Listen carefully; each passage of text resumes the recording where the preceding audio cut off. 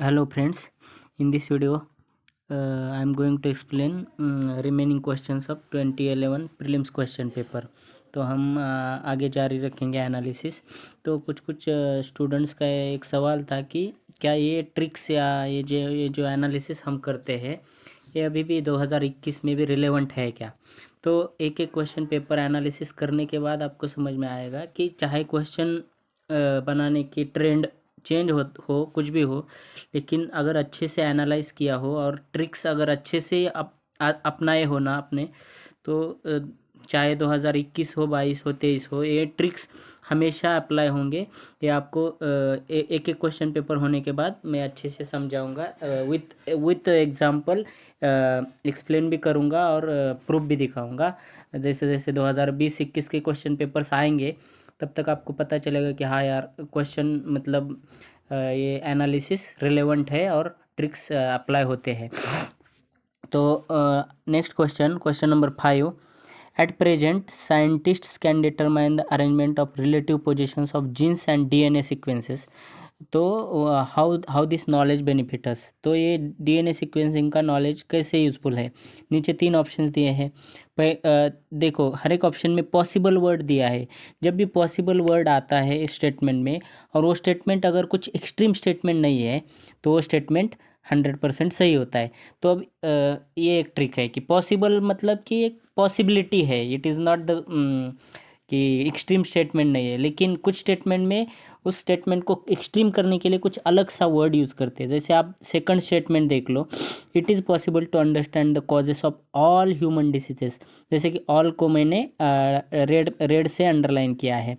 तो ऑल मतलब it it becomes extreme statement. All human diseases जैसे जेनेटिक हो, कोई भी डिसीज़ हो, कम्युनिकेबल नॉन कम्युनिकेबल, सारे डिसीज़ का कॉज जान सकते हैं, ऐसा स्टेटमेंट है। तो ये स्टेटमेंट एक्सट्रीम हो गया। और नीचे बाकी 2 स्टेटमेंट आप पढ़ लो, उसमें कुछ एक्सट्रीम वर्ड नहीं है, ऑल या 100% ऐसा। और नीचे के ऑप्शंस के कॉम्बिनेशंस अगर आप देखोगे तो second option is in 3 statements, जैसे कि 1 and 2 ओनली, 2 ओनली, 1 2 3। तो ओनली सी स्टेटमेंट, सी कॉम्बिनेशन ऐसा है जिसमें 2 नहीं है।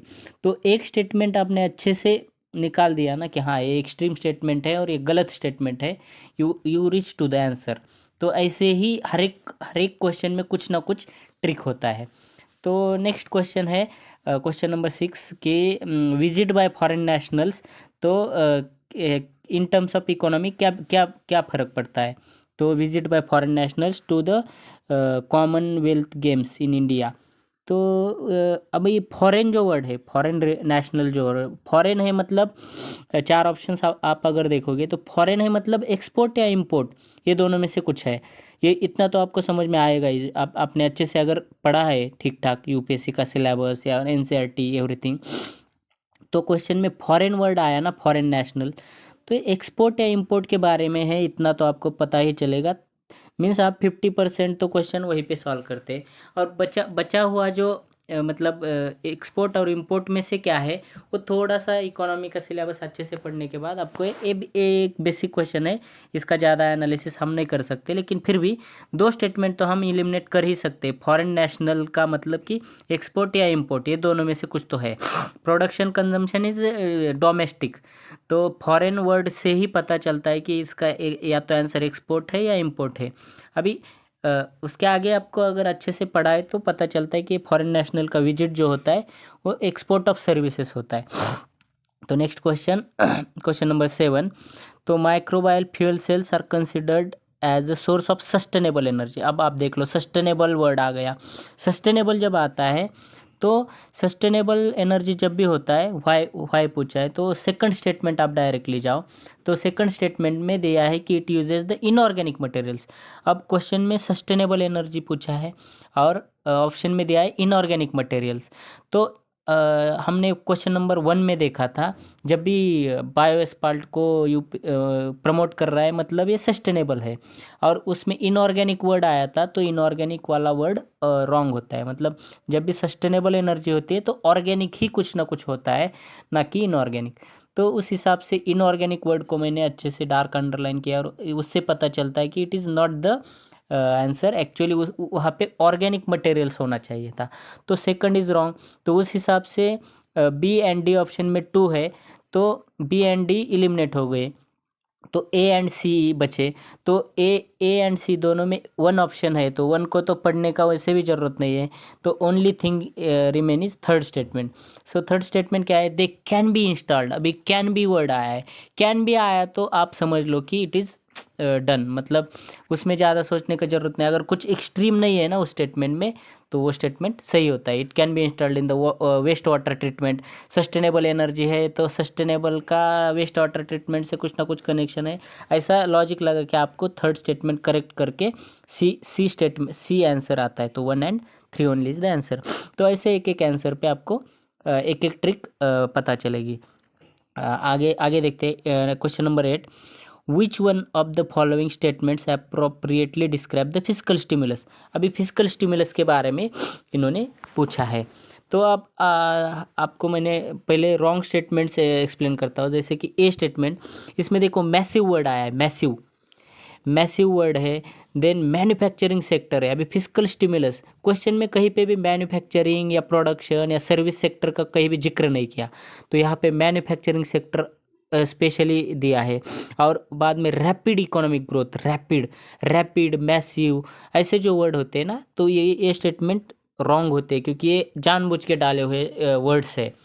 ऐसे ऐसे ट्रिक्स कोई नहीं बताता है आपको, हाँ ये पढ़ पढ़ के ही आते हैं, जैसे कि मैसिव, रैपिड। अभी क्वेश्चन नंबर डी में भी, ऑप्शन नंबर डी में भी आप देख लो, it is an extreme, extreme word आया है। एक्सट्रीम कभी भी कोई एक्सट्रीम चीज़ नहीं होते, तो एक्सट्रीम वर्ड की वजह से ये स्टेटमेंट रॉन्ग है। बाद में सी स्टेटमेंट देखो, सी स्टेटमेंट क्यों रॉन्ग है देख लो। It is government intensive action on financial institutions to ensure disbursement of loans to agriculture and allied sector and to promote greater food production and certain food contain food inflation। तो एक physical stimulus इतनी सारी चीज़ें नहीं कर सकता, मतलब कितना कितना बड़ा स्टेटमेंट है, ताकि ये एग्रीकल्चर का लोन भी डिस्पर्स करता है, अलाइड सेक्टर भी कवर किया है, और it promotes the greater food production. जैसे ग्रेटर वर्ड, इसमें एक्सट्रीम, एक्सट्रीम जैसे वर्ड था, मैसिव, रैपिड, ये जो वर्ड्स है ना, ऐसे ही ग्रेटर फूड प्रोडक्शन, ग्रेटर मतलब कितना, मतलब ऐसे जो वर्ड्स होते हैं ना, जानबूझ के डाल के स्टेटमेंट्स रॉन्ग बनाते हैं। और अभी लास्ट वाला एक ही स्टेटमेंट बचा है, उसमें देखो, it is an intense affirmative action of government to boost economic activity in the country. तो stimulus word, stimulus and boost economy, मतलब अगर आपने अच्छे से पढ़ा है फिजिकल स्टिमुलस, तो अच्छा ही है, आप डायरेक्टली आंसर पे जाओगे। लेकिन आपने पढ़ा भी नहीं था, फिर भी आप कैसे वर्ड्स का खेल समझ के आप आंसर तक पहुंच सकते हैं। तो इस हिसाब से ये चार क्वेश्चन का एनालिसिस हमने इस वीडियो में देखा। आगे वीडियो में मैं ज़्यादा क्वेश्चन कवर करूँगा। Thank you so much.